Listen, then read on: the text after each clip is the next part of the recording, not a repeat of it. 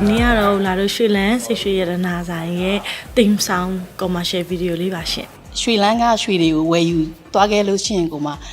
ဂုံချက်တွေပို့တိုးစီပြီးတော့မှပို့ပြီးမှယေဒနာတွေပို့တိုးပွားစီအောင်ဆိုမှအမအဲ့ရချက်ကလေးနဲ့ဒီတချင်းလေးကိုရေးခိုင်းထားပါရွှေလန်းပြည်ကနေမှပထမဆုံးညီမလေးနာမည်လေးနဲ့ထွက်တဲ့ဝေလာကြီးပြက်ကလေးပါတော်ဝင်နှင်းစီလည်းခေါ်တယ်ဟုတ်ပါဒီဒီဇိုင်းလေးတွေကတခြားဘာမှမရှိတဲ့ဒီဇိုင်းလေးပေါ့နော်အဲ့လိုဒီဇိုင်းလေးဆိုရင်လည်းဟိုလာဒီရွှေလန်းမှာတွေ့ရပါတယ်ပြီးရွှေလန်းမှာဆိုရင်တို့ဒီရွှေတရွေးသားကနေစပြီးတော့ရွှေစုလို့ရတယ်တောင်ကနန်းလေးကနေစပြီးစုလို့ရတယ်ထဲအကြီးတွေအပြင်နေတိုင်းဝတ်အတွက်လည်းအစုံလင်းရှိပါတယ်ဟုတ်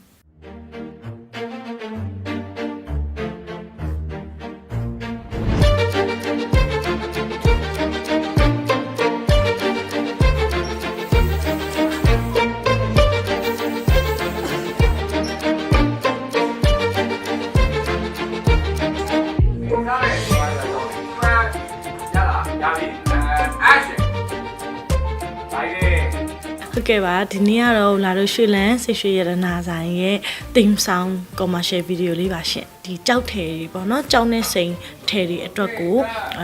နောက်တိုင်းဝတ်စုံနှစ်စုံပြင်ဆင်ထားပါတယ်အဲ့ဒါဒီနေ့ဒါတော့ပထမဆုံးတစ်စုံပေါ့နော်ပြီးတော့ရင်လာအနီရောင်လေးပေါ့နော်နီညိုရောင်ကြက်သွေးရောင်တစ်စုံလဲပါမယ်အဲ့ဒါကြာရင်ရွှေလေးဝတ်မယ်ပေါ့နော်ဒါတော့လာလို့ခရမ်းဆွဲနဲ့စိန်နဲ့ပေါ့နော်ဒါရွှေတွေမကပဲဒီကြောက်ထည်တွေပါရှိရဲဝယ်လို့ရတယ်ဆိုတဲ့အတွက်ကြောင့်ဒီနေ့ရိုက်ကူးနေရပါ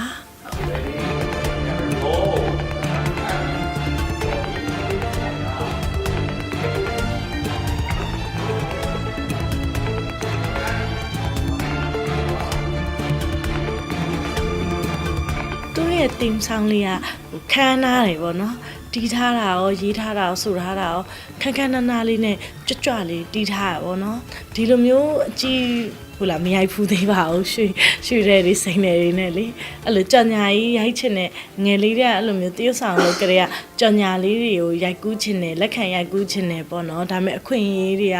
မရခဲ့ဘူးဒါပေမဲ့ဒီနေ့မှာတော့ရွှေလန်းနဲ့ဟိုလာရဲ့စိတ်ကူးအိမ်မက်ကိုလည်းအကောင့်ထဲပေါ်ခွင့်ရတဲ့အတွက်ရွှေလန်းမိသားစုကိုလည်းကျေးဇူးအများကြီးတင်ပါတယ်ဟုတ်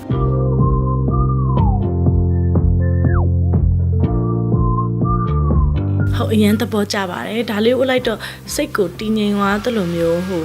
စက်တည်ရှိရဲ့ပုံစံလေးဖြစ်သွားပါတော့ဒီဘေးရဲ့ကြီးစုံတော်တော်လေးလှပါတယ်နှစွဲလေးသဘောကျရပေါ့နော်ဟိုလာရတနာတွေဝင်နှစွဲလေးဝတ်တာများပါတယ်ဒီနေ့ဒီခရမ်းဆွဲနဲ့စိန်နှစွဲလေးကြိုက်တယ်ပေါ့နော်ဒီရွှေလန်းမှာဆိုရင်သူ့ရဲ့လက်ရာဒီဇိုင်းတွေက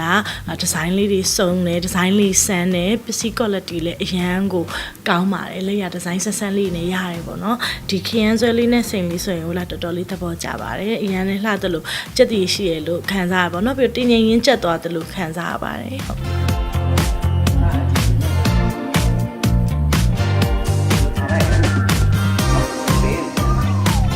ဒီနေ့ဟာလည်းကျွန်တော်တို့ရွှေလန်းရက်တာပထမအောင်တစ်ချင်းလေးပေါ့လေဟုတ်ကဲ့ဒါညီမလေးဝေလာကြီးတဲ့တိုက်ကူဖြီးဖြိုးနိုင်တဲ့ရိုက်ဖြစ်တာပေါ့လေဒီနေ့ဖန်တီးပြတဲ့တချင်းလေးကညီမလေးနူရာရေးပေးထားတာပါအမတို့ပေါ့ဒီတချင်းလေးကိုဖန်တီးရတဲ့အကြောင်းအရာကျတော့ရွှေလန်းကရွှေတွေကိုဝယ်ယူသွားခဲ့လို့ရှိရင်ကိုမှဂုံချက်တွေပို့တိုးစီပြီးတော့မှပို့ပြီးမှယေဒနာတွေပို့တိုးပွားစီအောင်ဆိုမှအမအဲ့ရချက်ကလေးနဲ့ဒီတချင်းလေးကိုရေးခိုင်းထားပါဝေလာရဲ့ဝစ်ဟာ1ဆက်လီကကျတော့သူကတော့ရွှေအနေနဲ့ဆိုတာ20သားကျော်တယ်ဒါညီမလေးနဲ့လိုက်ဖက်ညီအောင်အရန်ရှာကြည့်လိုက်ရပုံစံလဲကွက်ထွက်နေအောင်ပေါ့နော်ပြီးလို့ရှိရင်ဒါရွှေလန်းပြည်ကနေမှပထမဆုံးညီမလေးနာမည်လေးနဲ့ထွက်တဲ့ဝေလာကြီးပြက်ကလေးပါတော်ဝင်နှင်းစီလည်းခေါ်တယ်ဟုတ်ပါ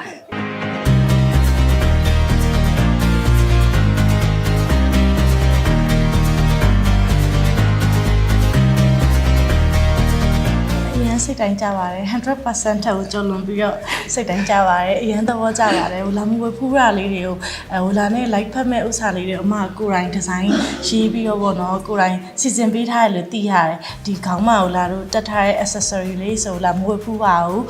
ဒီရွှေလန်းနဲ့မှဝတ်ဖူးတာပေါ့နော်အမကိုယ်တိုင်သေးစိတ်ဟိုလာနဲ့ like မဲ့ style လေးတွေကိုစဉ်းစားပြီးတော့ကိုယ်နဲ့မနေရဖန်တီးပေးထားရဲဆိုတော့အရင်နဲ့ဝမ်းသာသလိုအရင်လည်းပျော်ပါတယ်ရွှေလန်းရဲ့ရတနာတွေလည်းဟိုလာအရင်သဘောကျပါတယ်အရင်အနုစိတ်ပြီးလက်ရအရင်မြောက်ပါတယ်သူစီမှာဆိုရင်ရွှေတွေဆိုရင်လည်းရွှေပြေးသွားတယ်ပေါ့နော်ပြီးဒီဇိုင်းလေးတွေကတခြားဘာမှမရှိတဲ့ဒီဇိုင်းလေးပေါ့နော်အဲ့လိုဒီဇိုင်းလေးဆိုရင်လည်းဟိုလာဒီရွှေလန်းမှာတ တွေ့ရပါတယ်ပြီးတော့ရွှေလန်းမှာဆိုရင်တို့ဒီရွှေတရွေးသားကနေစပြီးတော့ရွှေစုလို့ရတယ်တောင်းကနန်းလေးကနေစပြီးစုလို့ရတယ်ငွေတောင်းကနန်းလေးကနေပြီးတော့ဝယ်လို့ရတယ်ပြီးအစုံရှိပါတယ်အထက်အကြီးတွေအပြင်နေတိုင်းဝတ်အတွက်လည်းအစုံလင်းရှိပါတယ်ဟုတ်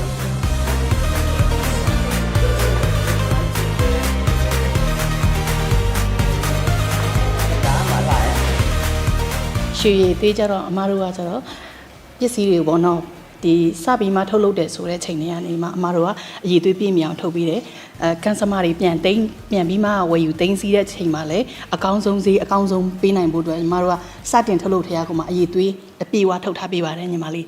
စိန်ဆိုရင်လည်းမတို့ရှိမှာစိန်တယ်တွေပေါ့နော်ရွှေလန်းဆိုရင်ရွှေတစ်ခုရဲ့မြန်မာဆိုလို့စိန်တယ်ရွှေတယ်စိန်ပရိရွှေပရိအကုန်လုံးရပါတယ်ညီမလေးတေချာအသေးစိတ်ပေါ့နော်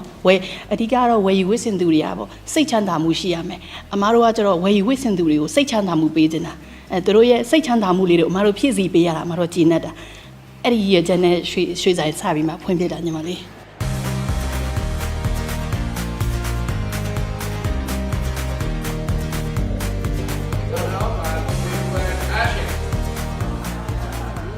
အားပေးကြပါအဓိကတော့ပါပေါ့လေကျွန်တော်တို့ဗမောကနေပြီးတော့မှတခုမန်းလေးရောက်ခဲ့မန်းလေးကိုကျွန်တော်ရွှေ့ခဲ့တယ်ဒီမန်းလေးရောက်ပြီဆိုရှင်ဗမောကအမျိုးတွေပေါ့လေဒါအခုတည်းမန်းလေးမှာလာပြီးတော့မှပြန်လာအားပေးတဲ့အမျိုးတွေကိုကျေးဇူးတင်ပါတယ်ခေါင်းဟုတ်လိပ်စာလေးကတော့58-59ကြား125ပါရှင်125လမ်းမပေါ်မှာရှိပါတယ်ရှင်အမြဲတမ်းပေါ်ဒီရွှေလန်းလို့ဖြစ်တည်လာတဲ့အချိန်ကနေစပြီးဝယ်ယူအားပေးခဲ့တဲ့ကန်ဆမာတွေအားလုံးကိုကိုယ်မိတ်ဆွေတွေရောပေါ့နော်အကုန်လုံးအားလုံးကိုကျေးဇူးအများကြီးတင်ပါတယ်ပြီးတော့မှလည်းရွှေလန်းရောက်ရှိရာမြို့တိုင်းမှာပေါ့နော်လာရောက်ပြီးမှအားပေးကြတဲ့ကန်ဆမာတွေလည်းကျေးဇူးအများကြီးတင်ပါတယ်ရွှေလန်းဘက်ကနေပြီးတော့မှလည်းအကောင်းဆုံးဝန်ဆောင်မှုတွေကန်ဆမာစိတ်တိုင်းကြဖြစ်အောင်လေကန်ဆမာအတွက်ပေးနိုင်တဲ့အရာတွေအများကြီးကိုဖန်တီးပြီးမှလုပ်ပေးပါမယ်လို့ဒီကနေပြောချင်ပါရှင်ဒီထက်မကဆိုင်ခွေအများကြီးဖွင့်နိုင်ပါစေအများကြီးအောင်မြင်ပါစေလို့လည်းဆုတောင်းပေးပါတယ်ပြည်သက်ကြီးလည်းရွှေလန်းကိုချစ်ပေးပါအောင်လို့ပြောချင်ပါတယ်ရှင်